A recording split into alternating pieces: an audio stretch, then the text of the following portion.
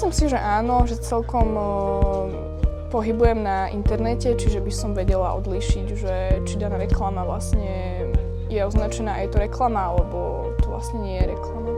Aj keď reklama nie je označená, je to hneď zistiť, lebo ten content sa strašne líši a ten človek sa aj trochu ináč správa, že možno je si menej istý vo svojom prejave alebo niečo také, takže to si myslím, že mám celkom fajn.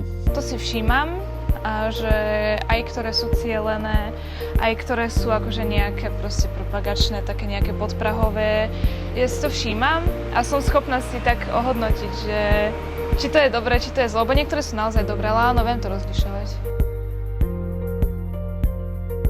Keby nejaký influencer propagoval niečo škodlivé, tak by ma to odradilo, lebo keď s tým veľmi nesúhlasím, tak nemám pocit, že by som mala nejakých takýchto ľudí sledovať, ktorí vlastne propagujú niečo, s čím vlastne nemám rovnaký názor.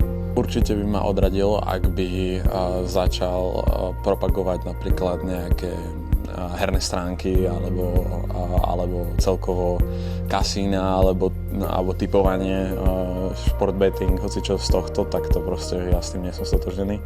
Príde mi to nemorálne, takže hneď z takéhoto človeka prestávam sledovať. Asi by som neprestala niekoho sledovať na základe toho, čo propaguje, pretože ja sa na to pozerám skrz toho, že dobre, dajme tomu, že je to influencer a toto je proste jeho príjem, prišlo mu to. Hej, niektorí menší influenceri berú proste, čo im príde, lebo je to príjem a ja to chápem. A veľmi nesnažím sa toho človeka podľa toho súdiť, hej, že čo si teda vyberie za spoluprácu. Sledujem vlastne aj takéto médiá ako Refresher Started Up. Popravde nevšímam si veľmi, že či sa vyskytuje reklama aj v takýchto médiách.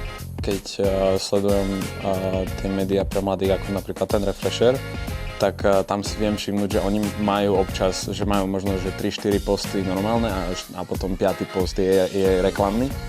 Tak ten vždycky preskočím jednoducho, ale ja si myslím, že toto je úplne, že v pohode na to, aby tá stránka mi dávala ten content, ktorý chcem, tak musia nejakým spôsobom vyžiť. Tak ak je to tento spôsob, tak mi to nevadí. Nikdy som si na spravodajských stránkach alebo profiloch nevšimla nejakú reklamu, pretože ich veľmi nesledujem. To znamená, že sa veľmi nevyznám do toho, akým spôsobom kto robí ako tie príspevky. Kebyže sledujem, dajme tomu Refresher, viem, akým štýlom dávajú tie informácie, ako dávajú tie články a viem rozlíšiť, čo môže byť tá reklama, čo nie.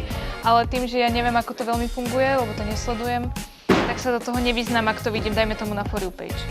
Takže toto si priznám. No.